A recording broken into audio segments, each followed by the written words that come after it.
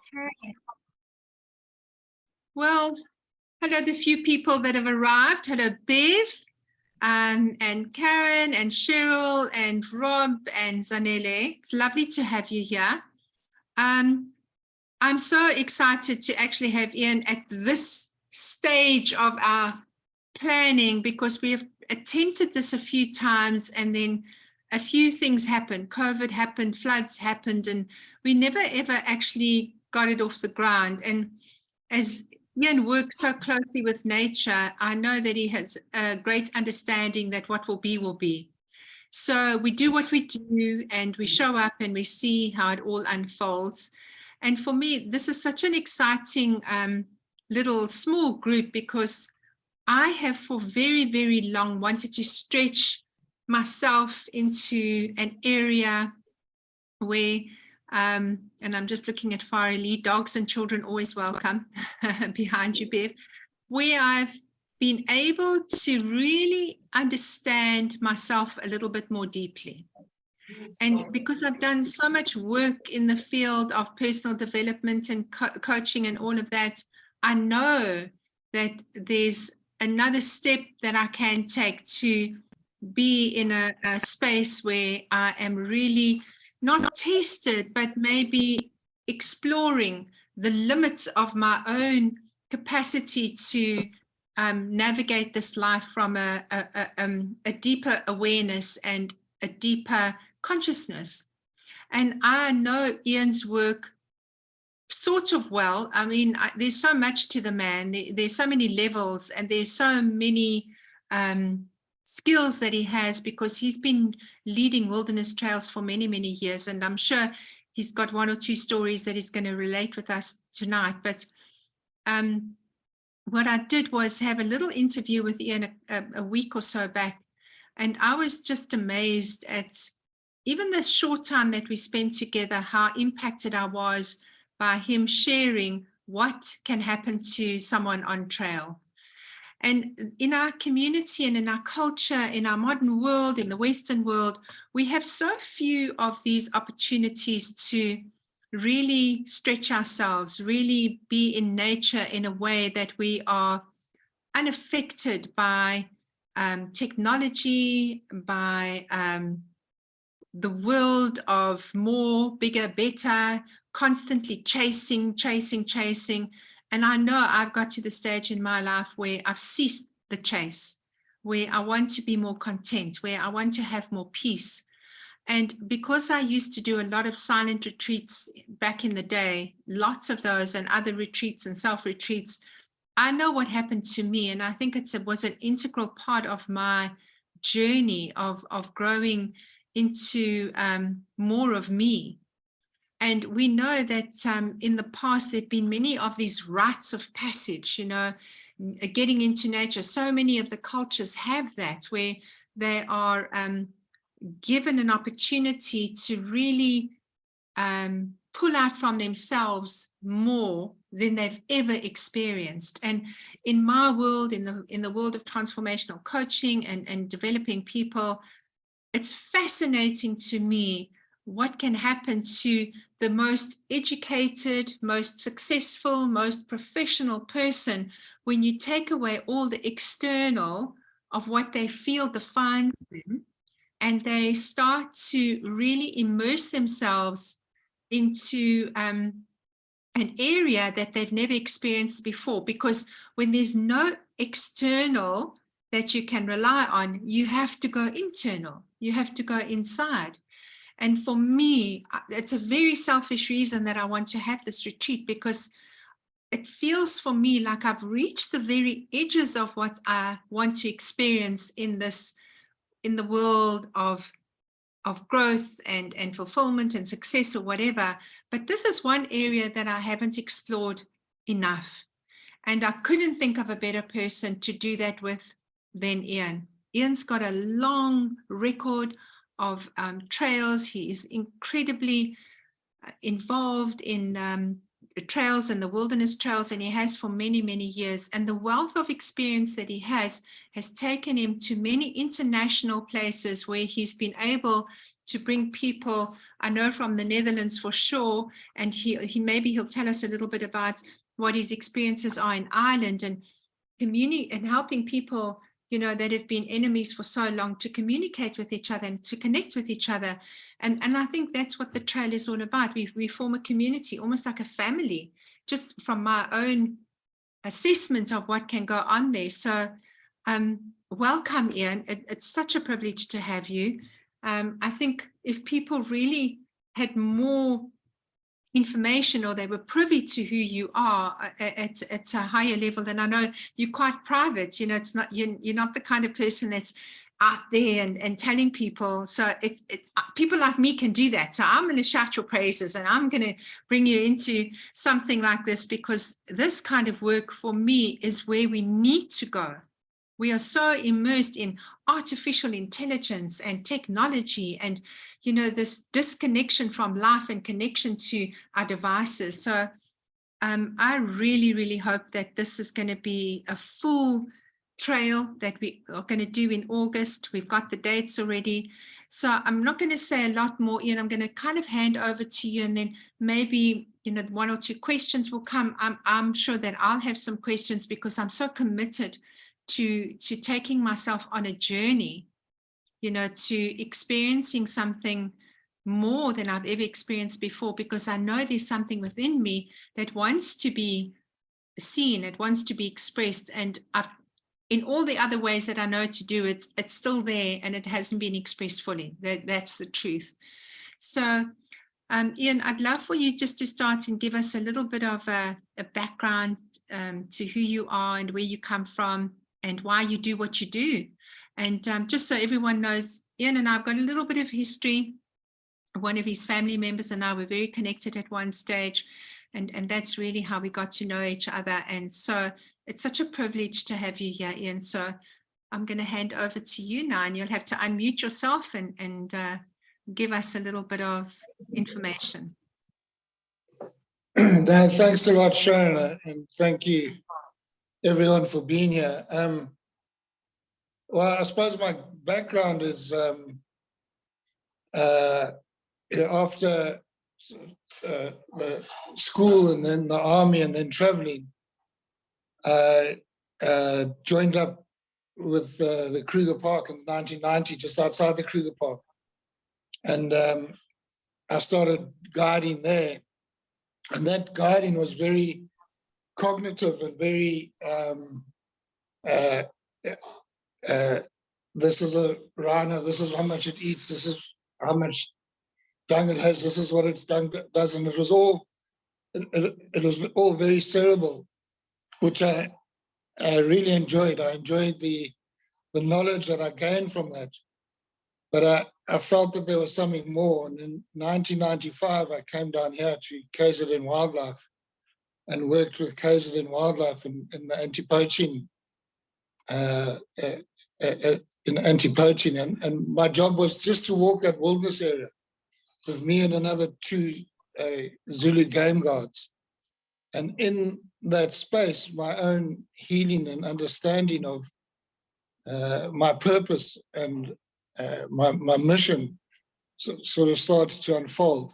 And I realized that I really need to bring people to this place to feel and reconnect to 3 things, really. I think humanity, earth, and spirit. Those 3 things for me is what really forms the basis of what we're losing and what we've lost in this world. And sort of, if you put an intention or a prayer out there, it gets answered. And it got answered in the form of a blue beetle coming up the road to the outpost that I lived in.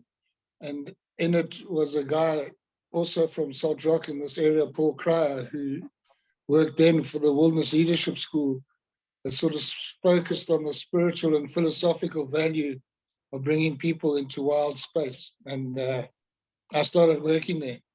in 1996, in January 1996. And yeah, that's what I've been doing since then. I mean, it's a spiral, you know. You sort of grow as you age with this work, and as you age with the communities and the people and the different people that you bring out there, and reconnect with it. I mean, as it goes, it's a sort of highly individual journey, but it's done in a group that actually becomes almost like a tribe. It forms its own. People start to think as one. People start to really reconnect, and I can tell you stories of that. You know, really reconnect with each other and with humanity, and with the earth, and obviously with spirit. So yeah, that's the start of it. It's a 5-day trail, which is primitive trail. So it's going really back to the basics. So it's taking away all the cell phones, the iPads, the iPods, maybe the big eye that we carry around as well. And just going with a backpack into Umfolozi Game Reserve, it's really wild. I mean, obviously that place is, over the 27, 28 years that I've worked there, it's getting squashed, you know, more and more by mining and by the pressures from outside are pushing onto it in a big way. But inside there, it's still wild with the big five, and we sleep out in the open. People do a night watch at night for an hour and a bit to check for animals and that, and then we move on, and slowly people sort of start to, through letting go of sort of judgments and fears and cynicism, slowly they start to move into a space of really deep connection. And it's at that point, at that moment, that the understanding of the oneness of everything really takes place, and it's unbelievable what can happen at that point. The hardest part of the thing is coming back up and crystallizing it and manifesting it back into this world, especially when people don't know where you've been. And this is it's an ancient rites of passage, you know. But in those days, in those tribal communities, the people that would welcome them back had an idea because they had done it, you know. We've lost that as a culture. We've lost that. We've lost this rites of passage, or this really going out and lamenting and crying and laughing for vision, for understanding, and for clarity as to who we really are and where we're going. Yeah. You know, you mentioned those words, rite of passage, and you know, I know there's a thing called Vision Quest, you know, where people go out into the wild and they literally are put into a position where they really have to come up with everything for themselves because they've got no real support. You know, it's not that thing. I mean, I've heard about those and I've never been on one. What you're talking about, Ian, is, you know, on a journey, on a trail with yourself and another guide. And so there is definitely a lot of safety there because you've done it so many times. And what excites me so much is being in that wildness, as you say, into wild space and having a different experience, because we love the bush. I mean, Rob and I have traveled to the bush thousands of times and we love it. But it's always been, you know, in a vehicle, or, you know, in a topless vehicle or whatever, or going into the Kruger in our own vehicle. We've never, ever had the opportunity, and we're living in such an exquisite place and such a beautiful part of the world. And yet there's so many of us who've never experienced that. And meeting you face to face gives me insight as to who you are because you've been in these wild spaces. So your connection to the earth is probably far more intensive and real than mine. And I think I have a connection. And this is what I find so exciting, is stretching myself, or maybe not stretching, going back to myself, because really I've never lost it. None of us have. But being in that place of where you got to find it within you. You have to look at that fear. You have to look at the way you are thinking about what you're doing in the moment. So you have to be very, very present, right? You know, you can't be on that trail and thinking about work, because that's not gonna really help you at all. And of course, standing guard at night and looking after your tribe, so to speak, my word, I mean, that's primal. You know, that's the basis of our nature. So I'd love you to tell us a little bit of what's happened on previous trails that you've been on, Ian. You know, you've alluded to that, what happens to people, and they become this oneness. And the work that I do, the transformational coaching that I do, the man that articulated these beautiful, truthful principles talks about the oneness and the isness and the nothingness. And for most people, they're like, what is that? But you know that you have a handle on that, right?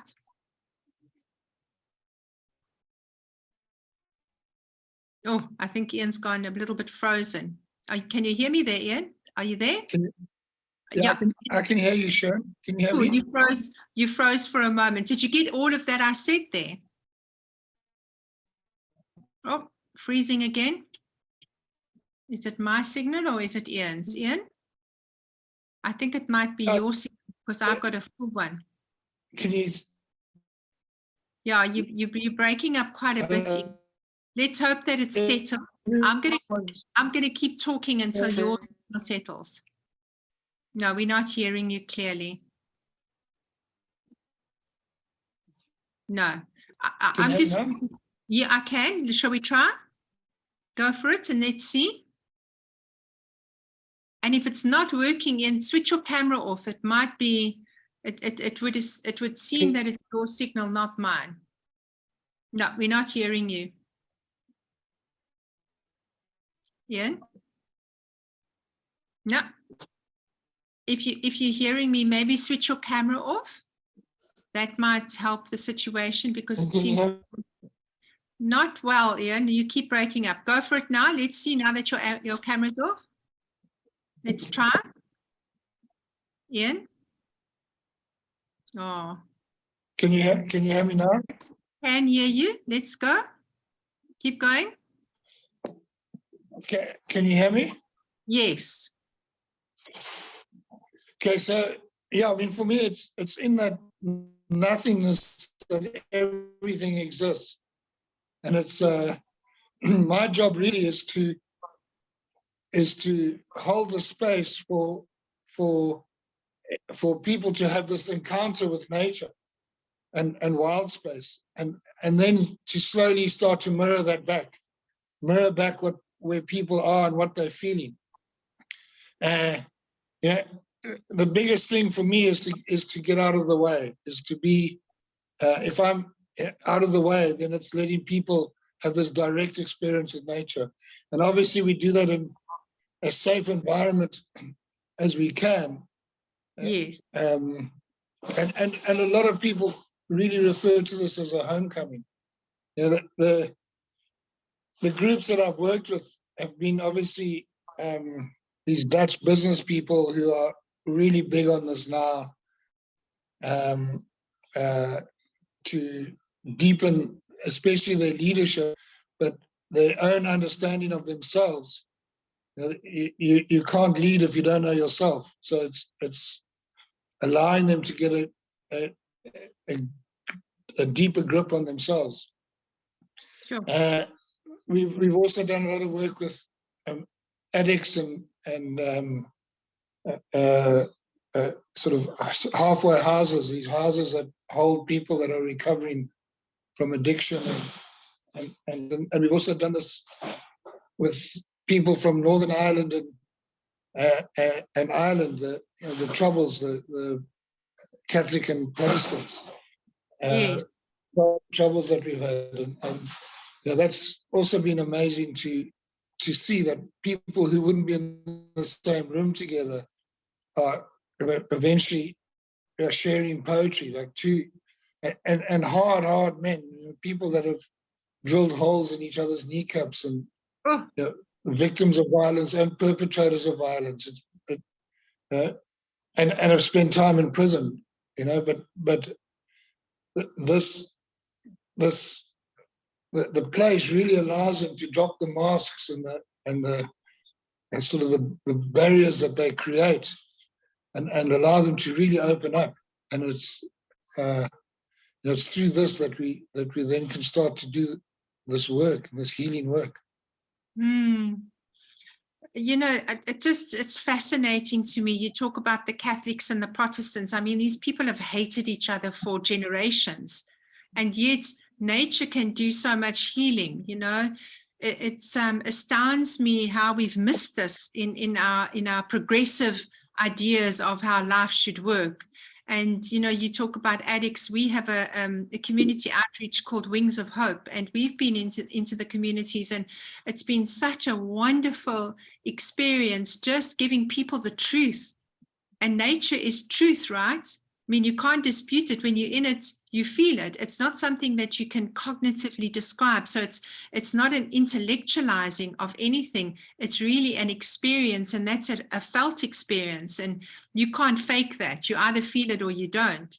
So what you're expressing there really, really speaks to me. And you speak about a homecoming, and we talk about going home.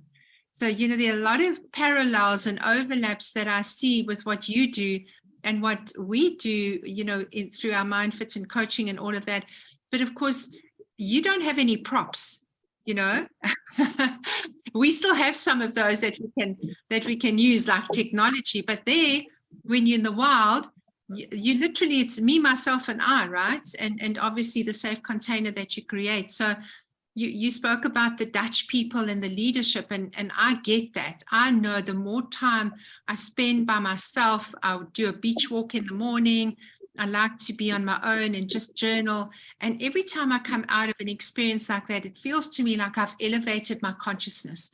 And I know that's very close to your heart as well, Ian. You have a great desire to raise the consciousness of the planet. And through your work, you're definitely doing that.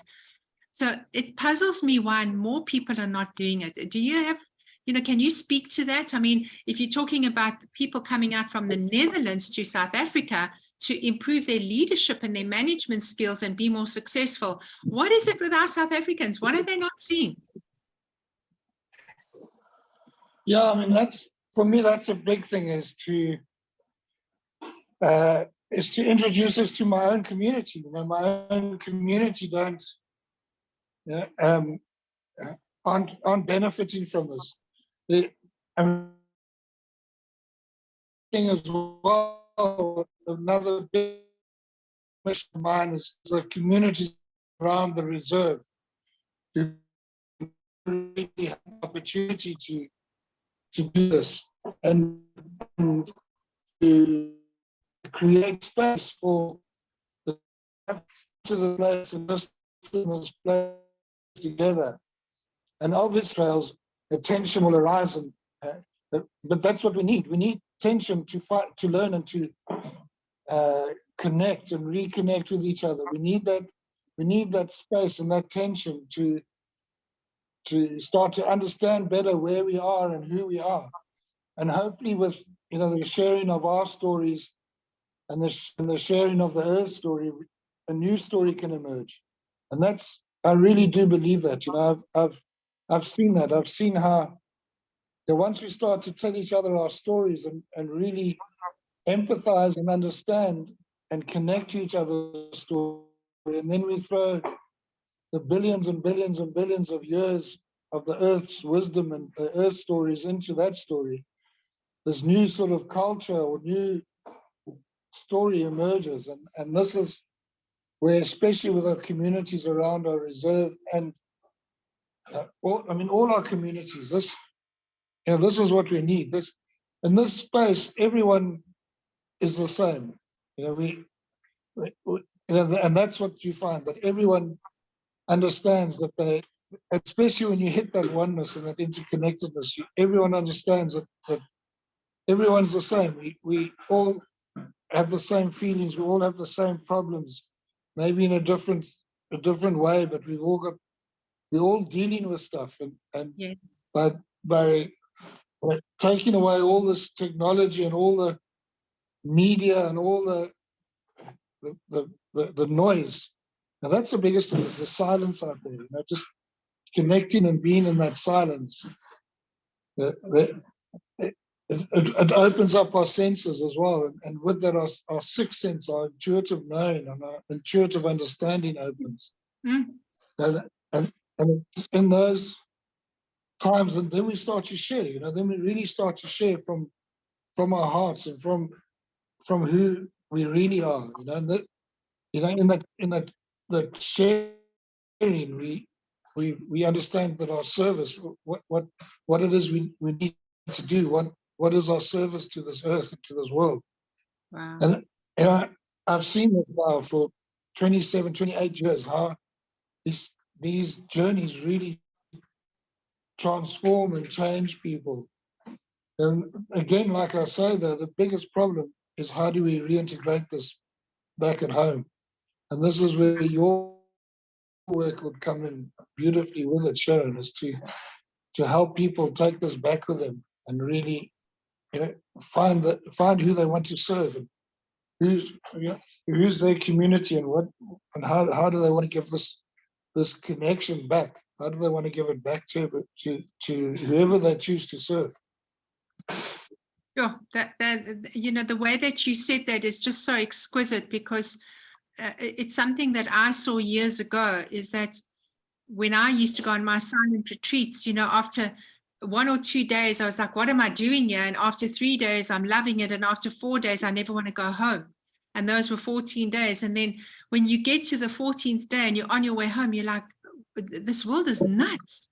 There's so much noise. You get to the airports at East London. We used to go to Hogsback and think to ourselves, how are we ever going to integrate it? And it was a struggle. You're right. So I know a little bit on how to slowly go back in. And I think you're right about that, because generally people are so immersed in their lives and, suburbia and, the chase and what it is about work and making money and survival, that they forget that there is this connectedness, this interconnectedness, and this knowing and this intuition. And from that, you can know anything you need to know. And what I found, when I used to come back, is I needed to spend a little bit of time just, getting onto paper, like getting it out of my head and onto a piece of paper, because I was so worried that I'd forget. But I've since seen that isn't what it is all about. It's not about the writing of it. It's the experiencing of it and being in the moment. And that can never leave you. Once you've experienced it at that level, it never, ever leaves you. But you mentioned something about, we spoke about it the other day, about the tension, and you were breaking up a bit. And I'd love for you just to speak to that. Hopefully we've got a good enough connection, because that was so interesting for me. Something tension. Just tell us a little bit more about that. So the beauty, in our lives, everything's sort of planned and boxed and structured. In this case, we're going totally into anti-structure. We're going completely into, sure, we've got sort of a plan of where we're going to go in that, but then you don't know what's going to happen. You don't know if we're going to come across a herd of elephants and we have to move, or a storm's coming in, or the river rises, or the river floods. So there's a planned future, and there's an emerging future. And it's in between those two things that this sort of dynamic creative tension takes place.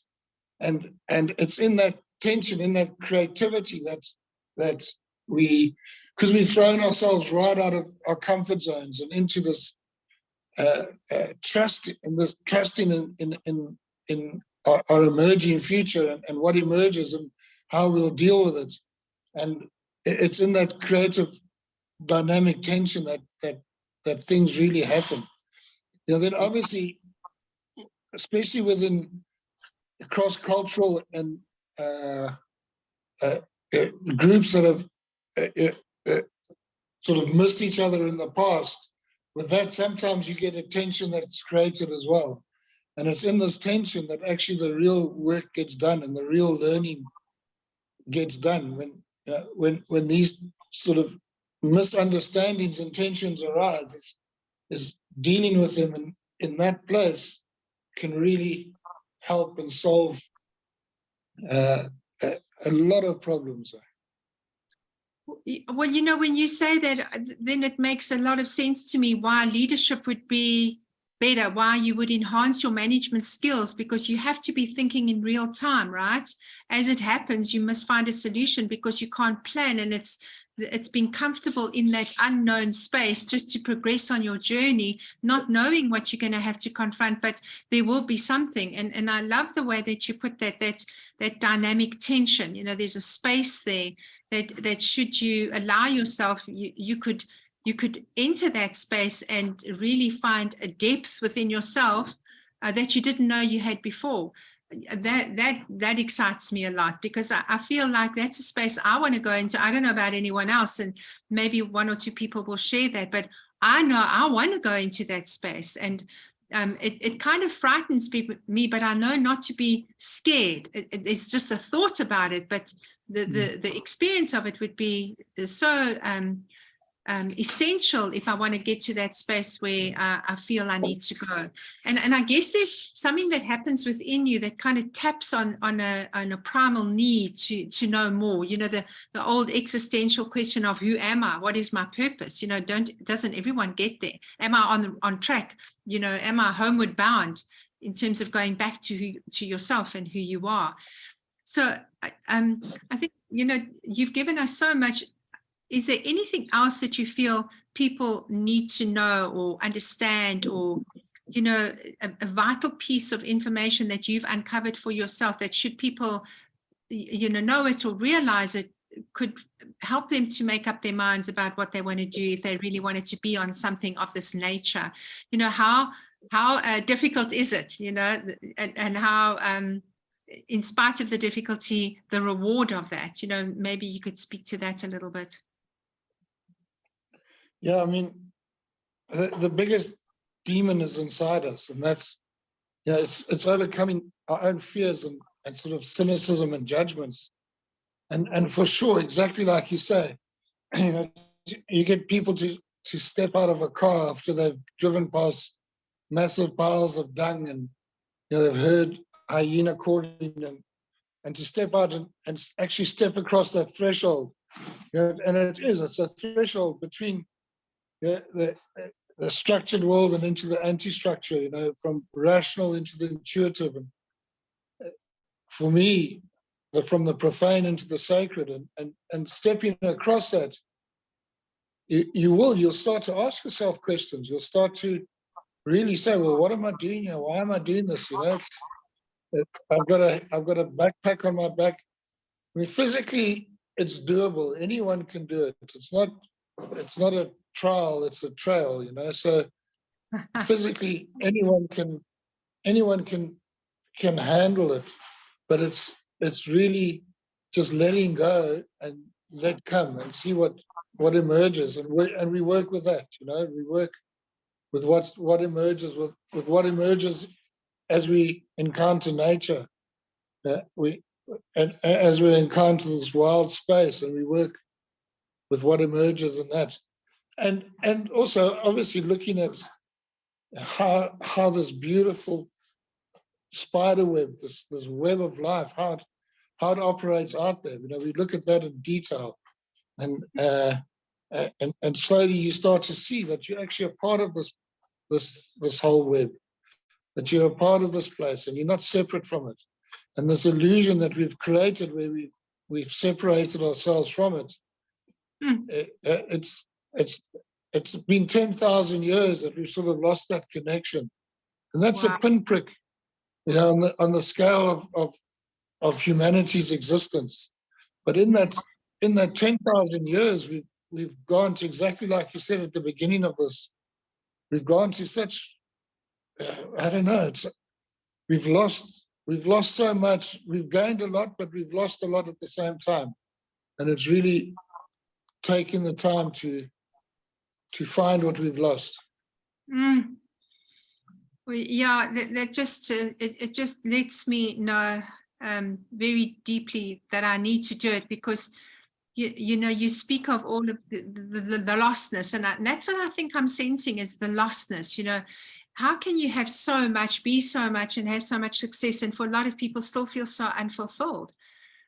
You know, there's obviously this disconnect, and it's something I often say to my students or my clients. It's not that you are just nature. You know, you're not part of nature. You are nature. You're the very fabric of nature. And once you start to realize that, and you see that there is never a disconnect except for the way that you think about the disconnect, that it can never go away, that it's always present. There's a level of consciousness that arises for you that takes away all the fears of the future and the worries about the past, and then you're really immersing yourself into the present moments where everything exists. So maybe on the last thing, and then we can open it up. You know, you must have such incredible stories of these people that you've brought from overseas onto our African soil to experience the wild spaces that I love that word, wild spaces, that you bring them to. What are some of those stories that have been, you know, very impactful for you, that stick out? You know, maybe you can give us one of those. Yeah, I mean, well, straight away, one that comes to mind was a Dutch guy who'd lost his son to suicide, and his brothers had decided that the way that he dealt with this was he dived into work, and he just burnt himself out. And his two brothers decided that they were going to help him, and they took him to see Thich Nhat Hanh, the Buddhist monk. I don't think I'm saying his name right. I know exactly what you're talking about, yes. Yeah. They went to go see them. They went to go see a guy who also came on trail, in fact, Pim van Lommel, who was a cardiologist, and a lot of people had died on his table, and he brought them back to life through heart, through these machines. He brought them back to life, and he wrote a lot of. Wow. He wrote a book called Endless Endless Consciousness, about what happens to people when they die, and that. And they went to go see him. Then they came on this trail, and it was amazing because on this trail he started to make a connection with this yellow-billed kite, that whenever he thought of his son, whenever we spoke of his son, this yellow-billed kite would appear. And this happened right throughout the trail. And then I went to the Netherlands to go and do a talk over there. And these three brothers were there filming it, because they were filming this whole thing. And actually, we watched the film last year. And as we started to speak about his son again, it wasn't obviously a yellow-billed kite, but it was a hawk. It was a raptor, a small raptor that came and sat. And we are in like a double-story building. So not in pure nature, and not in the middle of a town, but this hawk came and sat right on the window as he started to speak about his son again. This buzzard, and people in the room they had tears in their eyes. They couldn't believe what was happening. And it's these synchronistic moments and events that start to happen that you start to think, well, is this really true, or is this something that I'm just making up? But the more and more I've been exposed to it, to many, many times, that you sort of start to understand that the circle that you're sitting in becomes a microcosm of the macrocosm, and whatever's been spoken into the circle is being reflected and mirrored out there. You start to really understand and see that. You see it on a physical level. You see it in the dung and in the water. You see exactly this miracle of life, but then you start to see it on a metaphysical level as well, and you start to understand that this thing is maybe much bigger than what we really know and understand. Yeah, and I mean, I can go on for hours, but you see how animals, you know, how they deal with things, how they heal themselves, how they interact. You can yeah, you see that on that level, and then you start to see it on this other level as well. Sure, that's a powerful story, and I just sort of allude to how I started this whole journey of mine was through a brown-hooded kingfisher, literally, that sat on my shoulder. You know, and it was just such a clear indication for me that I needed to dive in on this thing that kept on being downloaded in me. And I was like, no, I can't, I don't want to do it. I can't do it. And there was this confirming moment where the brown-hooded kingfisher sat on my shoulder, and I just knew that I had to. And I didn't stop. And the way that it unfolded was miraculous in my mind, because I didn't think about it. It just came how it came, and it was so powerful. And we are still using that same stuff that came out of me because of that time. And it was just shortly after my sister passed. So there were so many of these synchronicities that you talk about. Yeah, we could go on for hours. It would be a wonderful conversation. It is, like you say, Sharon, that sometimes it does feel like miraculous. You know, you think, well, how can this be so Einstein said something to this fact that you can, I can't remember the exact words, but you can either believe that it's magical, or you can, I can't remember the exact wording of it, but even for him, he started to say, no, there's a, and it's hard to find words to define it. It's hard to find, and that's also the beauty of it, because I think we would take away the significance and the sacredness of it if we did find words for it, but it's really difficult to express. Yes, I think the quote went something along the lines of, you're either going to live your life in this universe as if everything is a miracle, or nothing is a miracle, because everything is. And you know, you just said something now, and I'm trying to remember what it was, because I was so focused on the quote, but everything you're talking about is exactly what I want to experience. And I'm really hoping that, you know, we can encourage some people to come along, because it's such a small group. And I know that the dynamic of that is going to be very special, because it will be like a family, you know. So yeah, I think if there's anything else you want to say, maybe you can. And if there's anyone that wants to ask something, you know, whether you're interested in the retreat or not, if you're interested in the trail or not, you know, maybe you want to ask Ian. It's not often we get access to someone at this level of consciousness and understanding, who's lived a lot of his life very close to nature, who understands, you know, the intricacies of what happens there. And I feel so incredibly safe, you know, thinking about going on trail with you, because I know you've done hundreds of them. Am I right? Probably more than hundreds, probably more into the thousands. Is there anything else that you want to offer us or tell us, Ian? No, I mean, let's see if people have got questions, you know, and we can go from there. Sure. Anybody want to ask any sort of a question? Yes, Karen, unmute yourself.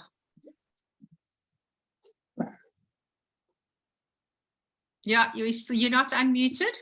Let me see if I can do that for you. There we go. Now you can unmute. You should have a little, there we go. When is the trail, Seth? It is in August. It's in August, and I'll give you the dates. It is the 24th to the 27th. So it's Thursday, Friday, Saturday, and Sunday. No, and the 28th and Monday. So the 24th to the 28th. My birthday. Ah, there we go. Give you a birthday present. I'm in. If I can possibly make it, I will be in. That would be wonderful. It sounds incredible. Hi, Ian. Okay. All right. Everybody else. Anybody else got any questions?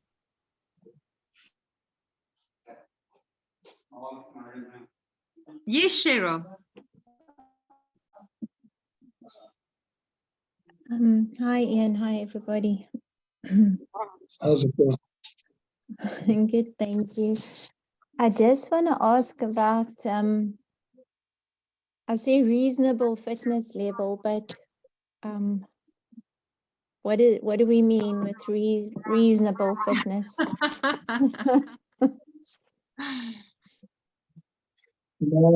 I mean, so yeah, a day would probably consist of, with the backpacks, a maximum of probably 5 kilometers, but then we do like walks without the backpacks as well. So, I mean, the thing is, I suppose the hardest part is that you're sitting on the ground, you're sitting on the earth. So you always, you're not getting up from a chair level, you're getting up. So you don't think about that, but those sort of things do make a difference. And we've got to fetch our wood at night or in the late evening. We have to go down and fetch our water from the river, where we have a wash in the river in Umfolozi. So it's doable. It's not, and we go to the slowest member of the group. We go to that. It's not, we don't turbo hike or race around.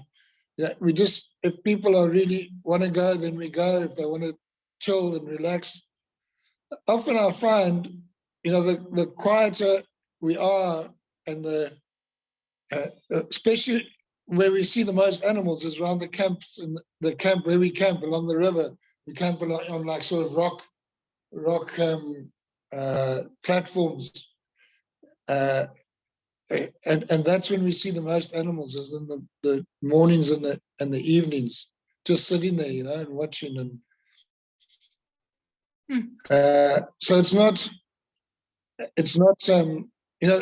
obviously the toilets is a spade, so you have to dig a hole with a spade. So it's those sort of things that it just makes it, we practice minimum impact, so that when we leave, there's absolutely no trace except our footprints that we're there. We get rid of the fire, we get rid of everything. So it's I mean, a reasonable fitness level is fine. It's not heavy, and we can adjust it as we go along. Thank you. The packs can be quite heavy at the beginning, but you soon get used to them. And the weight of the backpack is about how many kilos would you say? Is it 75? Probably a 75-liter backpack, but it's at the beginning it'll weigh probably around about 17 kilograms. Oh, 17 kilograms. Okay.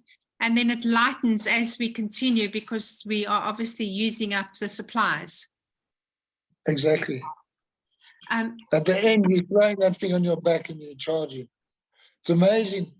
That's one of the things that always amazes me, is how different you feel, from every aspect. You physically, you just feel so much stronger and so much better,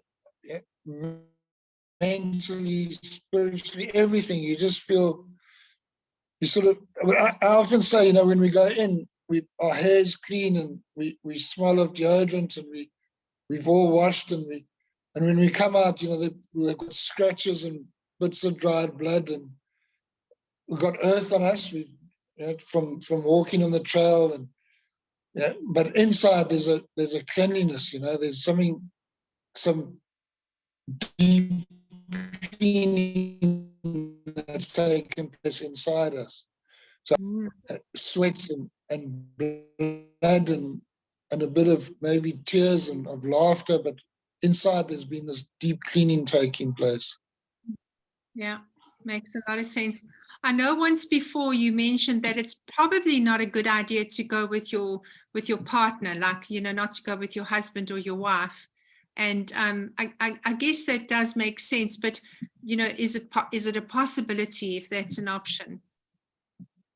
Sure. I mean, everything's okay,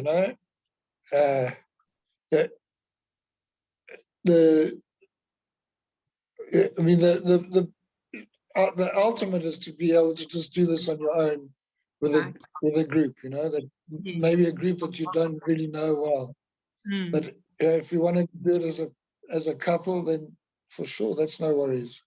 Yeah. Okay. Cool. I just wanted to clear that in case I convinced my husband. Any other questions? Anybody want to share or want to say something at all? All good. Yeah, I think what comes up for me, Ian, is that everything's taken care of. You know, there's everything you need. You just bring your clothes and yourself, and if you want to bring an extra roll for your bed, you can do that. But otherwise, literally, you do not need to worry about anything at all. Yeah.